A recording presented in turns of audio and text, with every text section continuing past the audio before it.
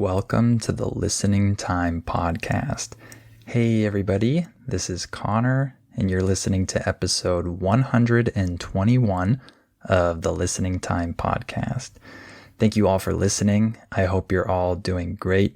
The topic of today's episode is a really interesting one, and I think that most of you are going to like this one because it's something that most of us, or maybe all of us, are currently dealing with or are at least having to think about a little bit, which is inflation, right? We are experiencing a lot of inflation in many countries around the world, and a lot of places have had a lot of issues because of inflation.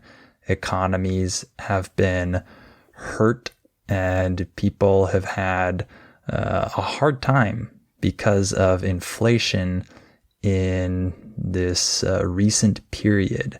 And remember that I'm recording this in 2023. So if you're listening to this in a future year, then this might not be as relevant. But during this time that I'm recording this episode, inflation is a hot topic, and many people are talking about this and complaining about it. And so I thought this would be a good topic to discuss in today's episode. So we'll talk about what inflation is, the causes and effects of inflation. We'll talk about some countries that have very high inflation right now and what people do during times of high inflation. So this should be a really interesting episode. I'm excited for it. And before we start, remember that I have my new podcast available now, which is called US Conversations. This is an exclusive podcast. You can sign up for it if you feel ready to listen to conversations at real speed in English. So in this new podcast, I talk to different English teachers from around the United States in different parts of the country, and we have a normal conversation about many different topics, and I provide the transcript for you with the definitions of key words and phrases that we use during the conversation. So I know that a lot of you have been waiting for this type of content from me, and now it's available. So if you'd like that, you can click on the link in the episode description below this episode. That's patreon.com/US Conversations. And of course, you can sign up for my membership if you want my specialized training to help you understand native speakers when they speak fast. The link is also in the description below this episode. And if you like this podcast, please share it with anyone else you know who's learning English, and please give it a 5-star rating and write a review. All right, let's get started. Are your ears ready? You know what time it is. It's listening time. Okay, let's talk about inflation. First of all, what is inflation? People might have different definitions of inflation, and people think about this topic in different ways, but I'll just give an overall definition that most people would be happy with, and that is inflation means that there is an increase in prices and a fall in purchasing power. What does purchasing power mean? This just means that your money buys less stuff. You can't buy as much stuff with the same amount of money that you used to be able to buy. So that's a fall in purchasing power. So that's inflation. And many of us are struggling right now with inflation in our different countries because over the past couple years, we've seen a lot of inflation around the world. So let's talk about some causes of inflation. There are different causes. It's not just one particular thing.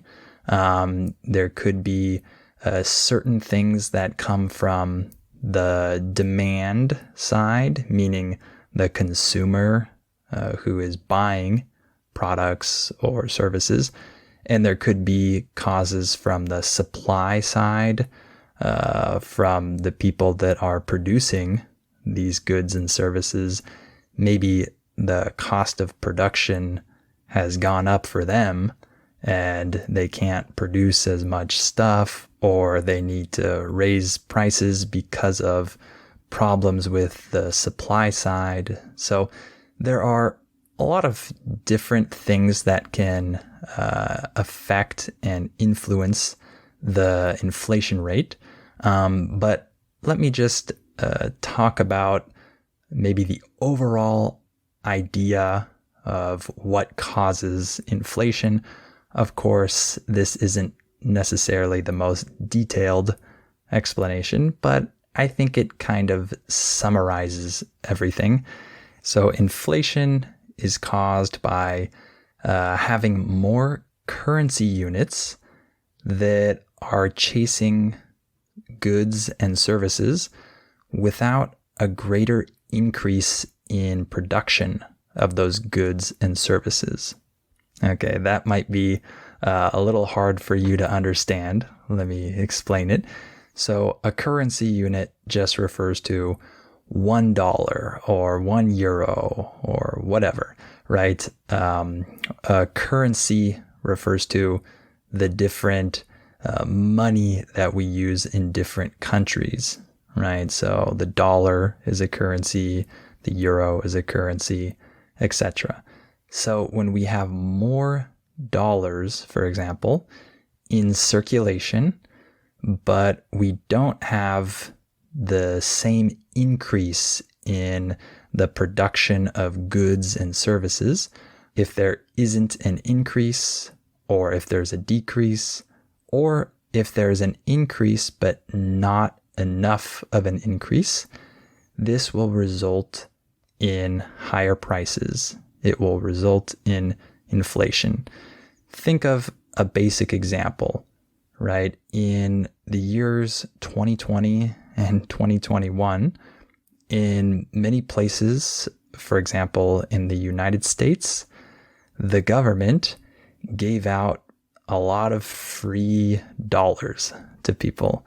A lot of people received stimulus checks, and there were other forms of stimulus that produced more dollars, more of these currency units, right? However, this didn't increase the amount of goods and services that were created. And so we had more dollars, but we didn't necessarily have more goods and services. So people might have felt richer because suddenly they had more money in their bank account. However, when you just increase the money supply, that simply means that prices will go up because now there is more money in the system that is chasing the same amount of goods and services. So that makes the price of these things go up. That's just logic, right? So that's what happens when you suddenly increase the currency and there are more dollars or more euros. It makes prices go up, right? And you can increase the amount of currency in a system without price inflation if the production of goods and services increases even more than the increase in the currency. So a good example of this was in the late 1800s in the US, when there was actually an increase in the overall currency, the amount of currency units in the system. However, prices actually went down. How did that happen? Well, it's because there was so much production of goods and services, and that production was even greater than the increase in the money supply. So even though the money supply expanded, prices actually went down because more things were produced. So you can see that there are a lot of factors at play in terms of the causes of inflation and how inflation happens. Let's talk about the effects of inflation now.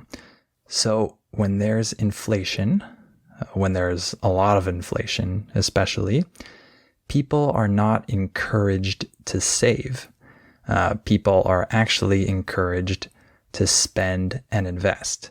For example, let's pretend you have $10 and the rate of inflation is very high right now, and you put your $10 in a bank account, a savings account, and it has a low interest rate, and that $10 increases a little bit, but the rate of inflation is 10% maybe, and then maybe next year your $10 has grown to $10.05 in that savings account, but the purchasing power has gone down for those $10.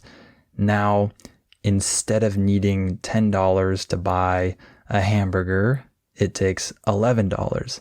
So even though you saved $10 and you earned a little bit of interest, the rate of inflation went up higher and you actually lost purchasing power.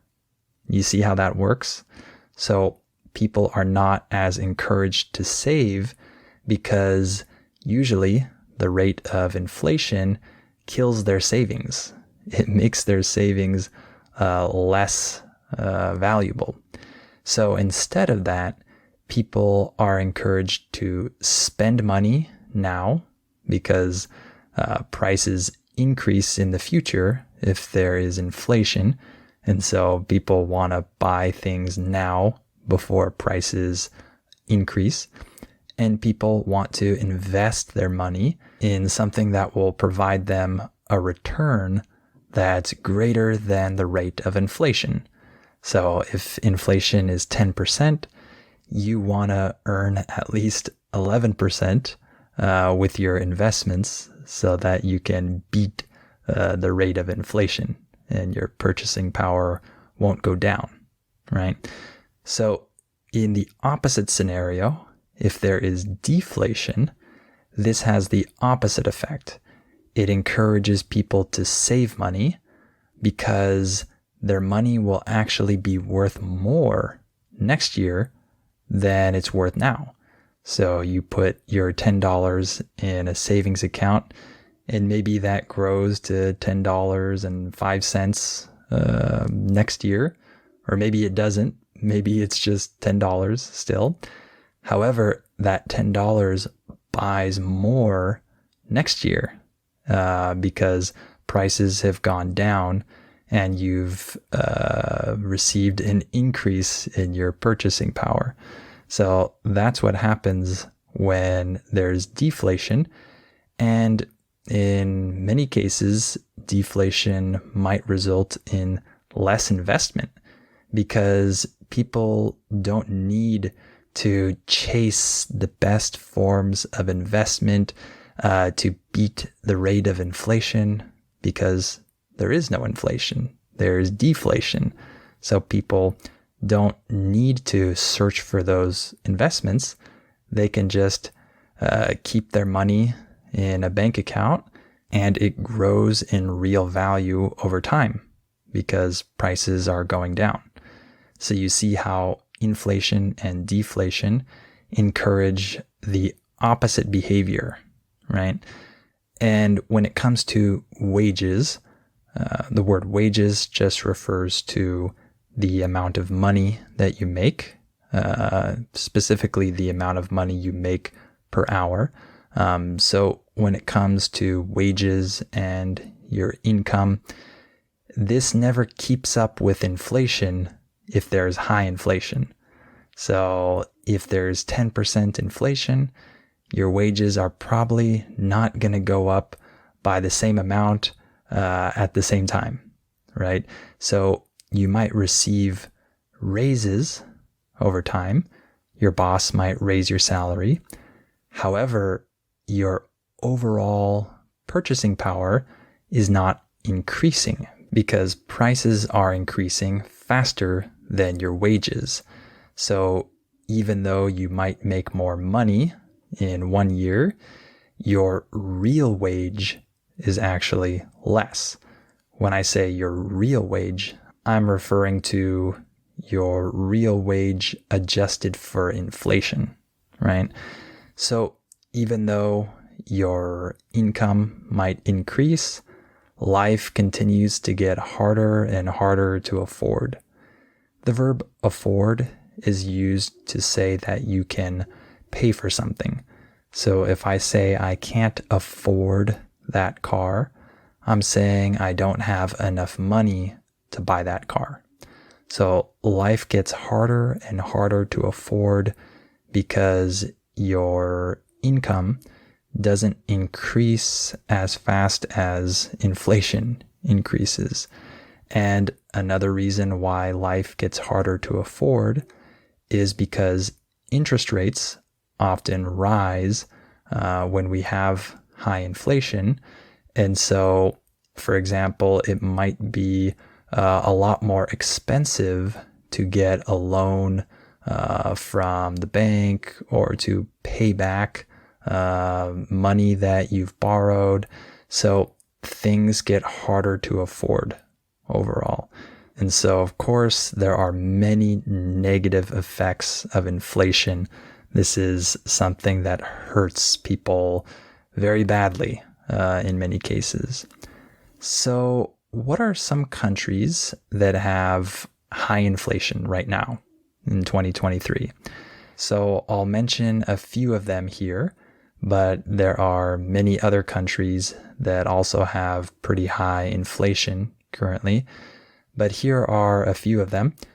Venezuela has around 400% inflation. That's really, really high.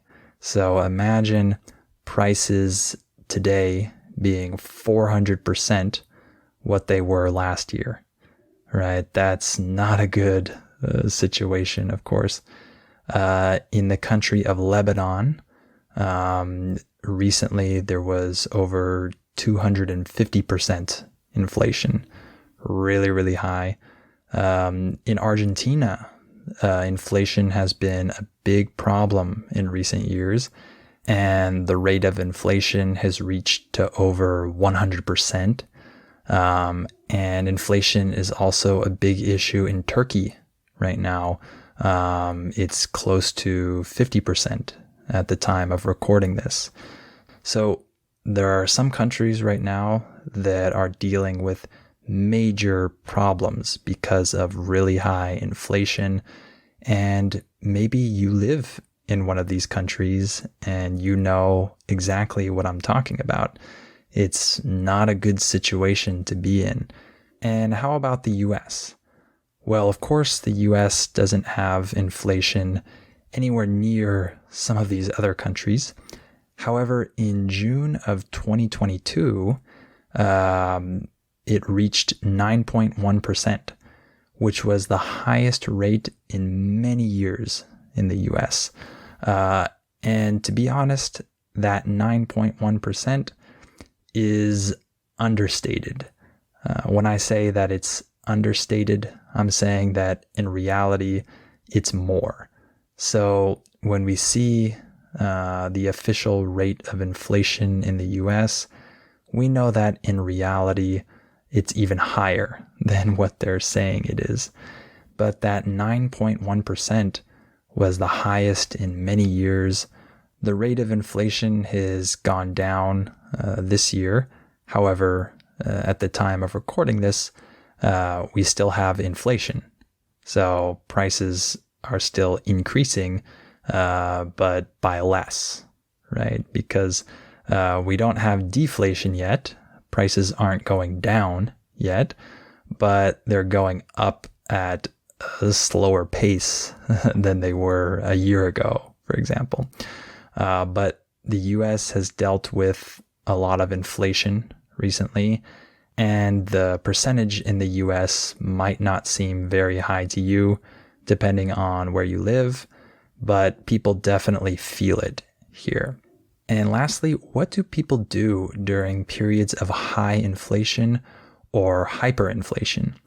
Well, one thing is that people who live in a country with really high inflation, they tend to immediately exchange their money once they've earned it for another more stable currency or for precious metals. When I use the phrase precious metals, I'm talking about things like gold and silver, right? So, for example, in Turkey right now, if people receive their income in the local currency, they might try to immediately exchange that for US dollars or for euros or for gold, for example, so that they don't lose purchasing power, so that their money doesn't deteriorate by tomorrow or next week. They want something more stable, right? So that's something that happens in many places. But in a place like the US, it doesn't happen the same way because we have the US dollar. And so the US dollar is generally considered to be the safe, stable currency that other people look to for refuge. When I say the word refuge, I'm talking about protection and safety, right? So we have this currency already. So when we deal with inflation, we can't do the same thing with another currency the way that other countries do this, because the people in those countries might exchange their currency for dollars, but we already earn dollars. And so most people in the US don't really have this option. We don't think about exchanging our currency for another more stable one, right? We can exchange our dollars for precious metals, of course, and some people do that, but we don't really have the option of exchanging our dollars for a more stable currency, because we have the currency that people usually view as the safe currency, right? The safest and most stable one, right? So that's a little bit different in the US. And a lot of times during periods of really high inflation, the government in that country will make it illegal to exchange over a certain amount of money for dollars or euros or whatever. And if that's the case, then people create a black market for dollars or euros or whatever. So people exchange this illegally because they need a more stable currency. And if the government doesn't let them have one, then they'll get it illegally. So that's another thing that happens. Something else that happens is that people try to invest their money quickly in something that's going to give them a real return. They don't want to just hold their currency.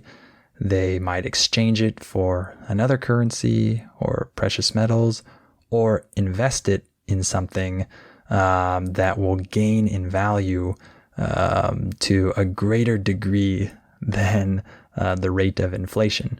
And so they might try to buy something, some asset, so that they can beat inflation. By the way, the word asset in this context refers to something that you own that can produce a positive economic effect for you. For example, like owning a property, right? Or owning a stock.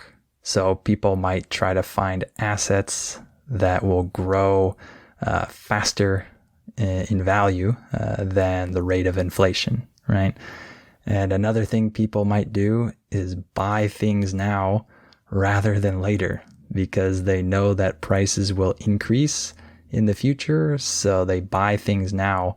And in really extreme examples of hyperinflation, people will just immediately buy things once they get paid in their local currency.